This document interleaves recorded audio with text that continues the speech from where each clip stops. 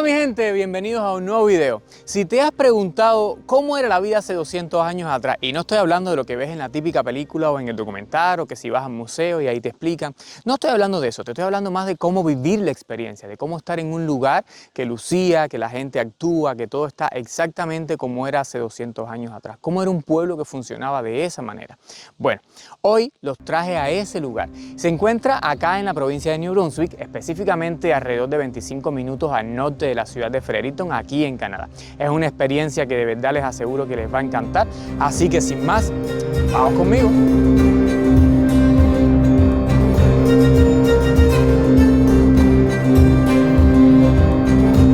Una de las primeras atracciones que vas a encontrar cuando llegues a este lugar es esta escuela que queda a mis espaldas. Por supuesto, en toda ciudad, en todo pueblo, por pequeño que sea, necesitaban una escuela donde instruir los niños.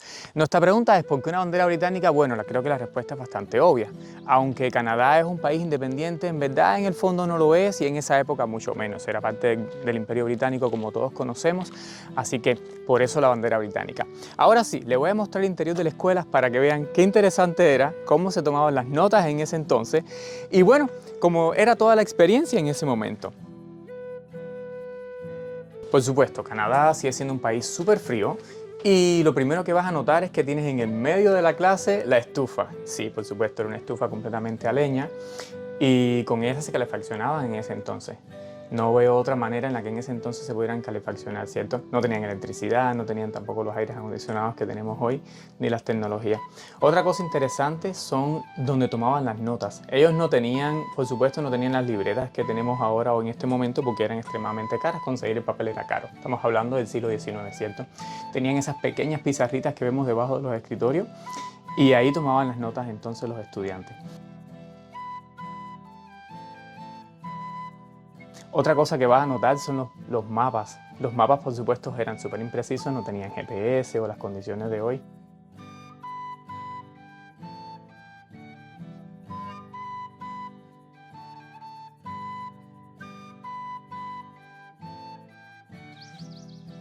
Si como yo te has preguntado cómo funcionaba el tema de la carpintería, porque estamos hablando de hace 150, 200 años atrás, por supuesto, lo más que se usaba era la carpintería, en ese momento la madera.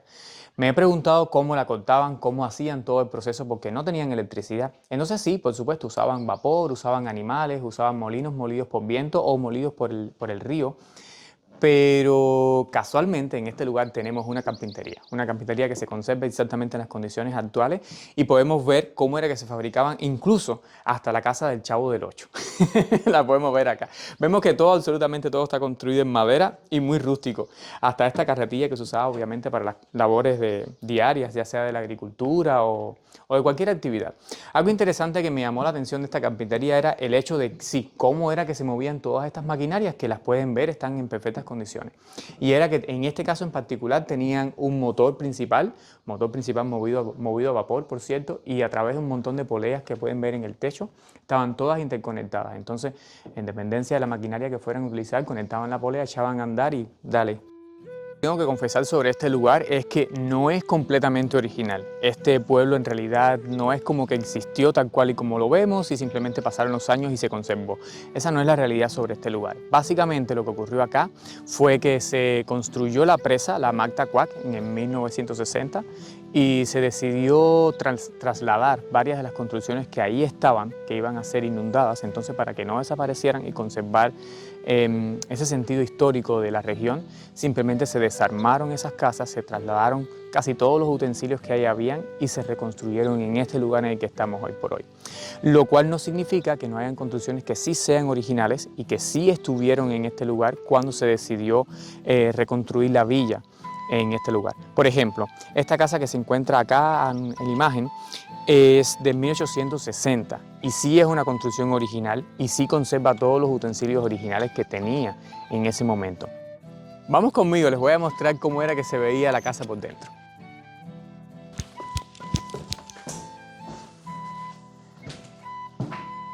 Este era básicamente el comedor de la casa, los muebles son completamente originales como les mencioné, incluyendo los relojes, que más adelante vamos a ver otro que está súper interesante que funciona en perfectas condiciones. Vamos a llevarlos a la cocina para que vean cómo era. Acá está encendida en este momento y funciona perfectamente a pesar de los años. Este no tiene problema de que si se nos va la corriente deja de funcionar, ¿cierto? Aquí se puede seguir cocinando tranquilamente. Además de que mantiene la casa completamente calentita.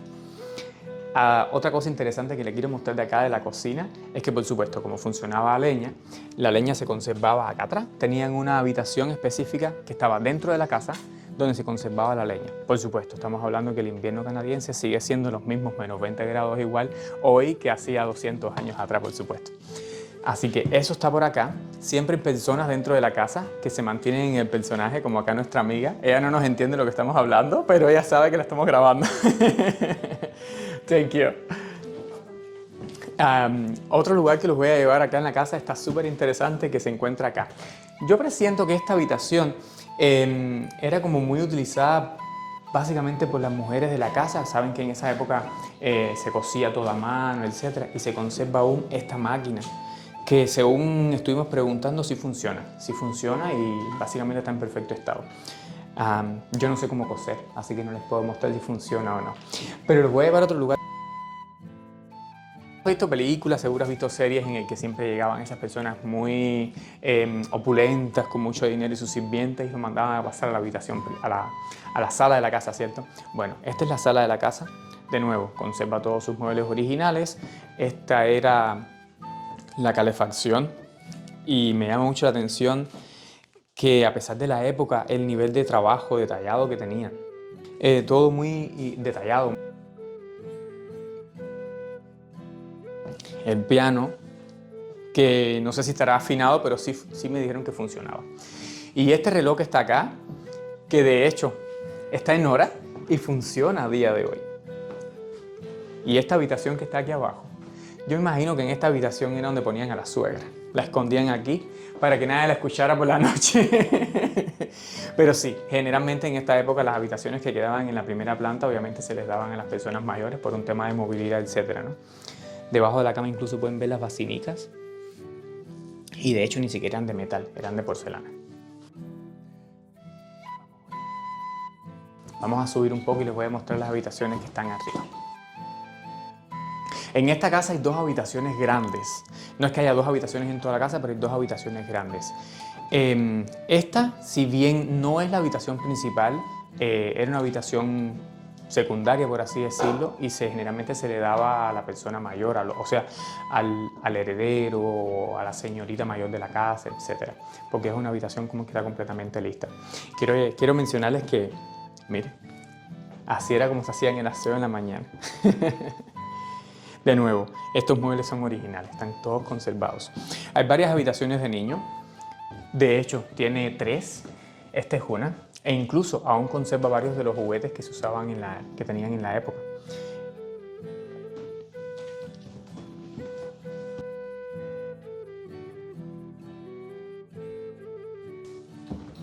Y esta es la otra habitación de niños también que están acá en la casa, que tienen esta por acá y tienen una más chiquitita al fondo.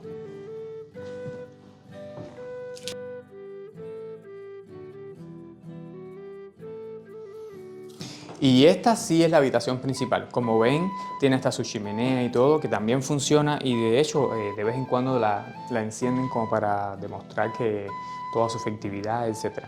La cama y un walk-in closet. Para los que no se imaginen que tenían walk-in closet, sí tenían walk-in closet.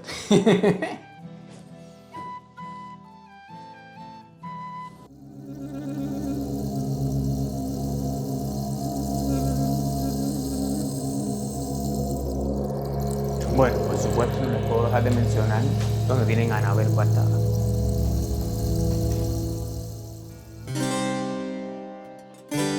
Y ahora les va una canción. No los voy a torturar de esa manera, es broma. Pero sí quería decirles que este lugar sí tiene este escenario y es porque realizan varias actividades. Depende mucho de la época del año en la que estén. Quería mencionarles que solamente abre del 1 de junio hasta finales de octubre, obviamente por condiciones del clima. Pero también afuera de esa época, quería comentarles que a principio de la primavera, por ahí, que es cuando llega la época de la cosecha del maple, este lugar también lo abren. porque te enseñan cómo es que se cosecha el maple, cómo es que se realiza el maple e incluso te muestran varias recetas tradicionales de cómo preparar platos basados en el maple, como los famosos frijoles con maple. Así que vale la pena verificarlo.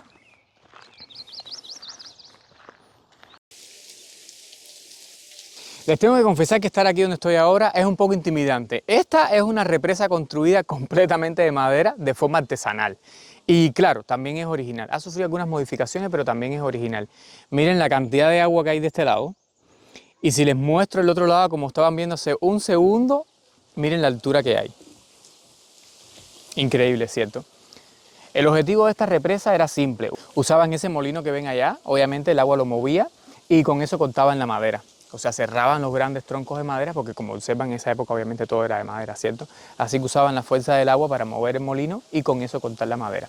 ¿Qué les parece si los llevo adentro y les muestro cómo luce? Porque también está en su estado original. Todo el proceso comienza aquí. ¿Se recuerdan cuando vimos el agua adelante, cierto? Bueno, los troncos los mantenían flotando ahí hasta que los necesitaban, ya que los lanzaban río arriba, los ponían en el río, los traían y los enganchaban acá. Acá los hacían y los metían ahí adentro y los cortaban.